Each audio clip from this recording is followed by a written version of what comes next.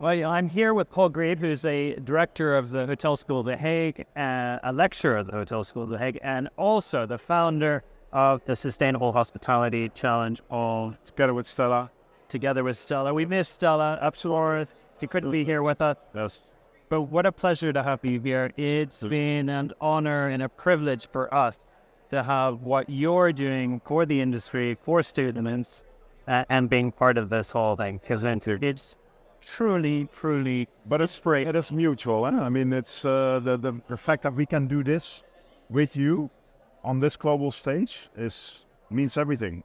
But so now tell us a little bit about the Sustainable Hospitality Challenge. Let's start from day one. How did it all come about? Well, day one is about 6 years ago. It was really about, having seen a couple of student challenges in the world. They were slightly one-dimensional in my opinion. So I really wanted to focus on innovation. I also wanted a broad scope of industry and not just one company. That to me was important. And then at a certain point, of course, the recurring theme became sustainability. And for all obvious reasons, I mean, we don't have to discuss that. We all know why that is so important. And I want to emphasize, everybody finds it important, but this generation that I'm dealing with on a daily basis finds it more than just important. For them, it's a decision maker. And we see that happening as we speak. So for obvious reasons, that is the theme. And then it's my belief that we just cannot find the right innovations or solutions if we do not look beyond, if we do not look at other industries or other educations. If we keep looking inwards, then we won't find that type of solution. And one of the examples I sometimes give is, why is it possible in the Formula One to change 4 tires in 2.3 seconds, and we're still cleaning the room pretty much the same way as we did 40 years ago? There has to be, and I know there can be, other and better ways for that. Right. So this year you've embraced that. Yes. And you've embraced that how? So what we have done is we reached out to tech, design, engineering, architecture institutes to get involved into this challenge. And we mixed the teams, very much real life, because we hear that a lot in our industry. They set something up, truly fantastic, and all of a sudden the designers were called in too late. It's actually quite a common problem. We said, no, we have to do this from the get-go, which is a challenge. So we started mixing teams. We reached out to some of the best design universities in the world. Milano Politecnico, of course, the winner. That's one we reached out to, but also Hong Kong and others in the US. And we started mixing the teams. And the result is great. I mean, we've heard that from a lot of jury members during the semifinals in Amsterdam. They were blown away with the quality. They said this is the level of the finals last year. And we see it here as well. We see products coming out that with a little bit of tweaking, they're ready to go to market. And were these universities receptive to the challenge as well? That's an interesting question because, we have more than 45 hotel schools participating, and they actually reach out to us because they know the challenge by now, and it's become the biggest student challenge in the world and in hospitality. But of course, for other disciplines, they don't know about it. And on top of it, they feel like, but we're not doing hospitality. So that takes a little bit of, talking and explaining. And then once they get it and once they're in it, they absolutely love it. So we now have more lined up that reach out to us and say, okay, listen, we want this.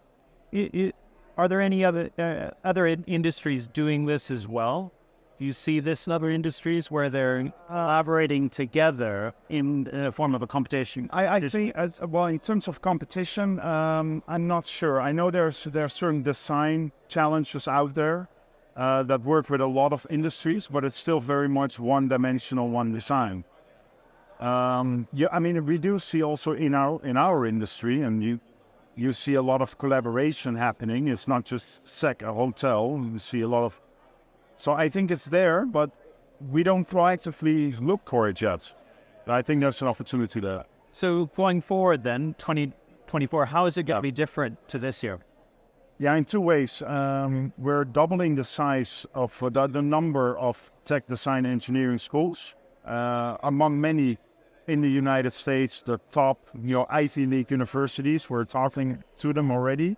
And maybe the most important is that we've now focused a couple of years on concept development, out-of-the-box thinking, and we're going to go more towards a product, an actual concrete product. Because sometimes a solution, it can be as simple as a €1, $1 kind of innovation. So we're going to focus more on products with those disciplines included that are ready to go either straight into an incubator or ready to go to market. And then the other big change is that because of the growth, we're doing kind of like World Cup qualifiers next year. So we're doing the semifinals in North America, we're doing one in Asia Pacific, and we're doing one in Europe.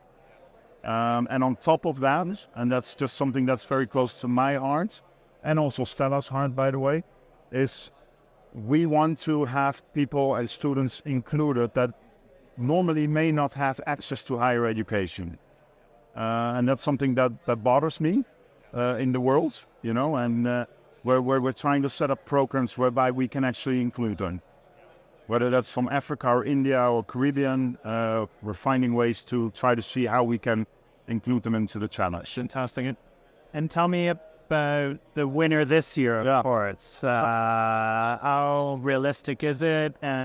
No, I think the word realistic was one of the words that was used a lot in the jury deliberation. Because, of course, last year we had a concept that was pretty out there, but they're trying to make it happen, right? I mean, with the neon backdrop, it's definitely possible for them to develop that. So they are in talks with Neom, our biggest sponsor. But what we saw this year is some teams were trying to get into that same arena, but jury members were also very susceptible to realistic, quickly implementable kind of concepts. And if we look at this year's winner, it's actually the least complex of the 5 finalists, but yet it resonated big time. Yeah. And the reason why it resonated, obviously, is because of the microplastics. It's a relatively simple system, but it works. So explain the system. System is it's an on-water experience. It's kind of like a boat, but then a hotel room. And the whole setup, by the way, is movable, so you can bring that to other parts of the world. And while you are boating, so to speak, the system is actually cleaning up microplastics in the ocean. And then they have another way of dealing with the microplastics, what they catch. So the more you boat, the more you clean up. Right. So and there, what's particularly interesting for me is a couple of weeks ago, a big article came out from scientists and professors that the solutions to our planet we need to look more for in natural things, because animals, nature has its way to correct things, and this is what they did. They used the oyster as an example who cleans up in a particular system, and they used that as an inspiration to do this.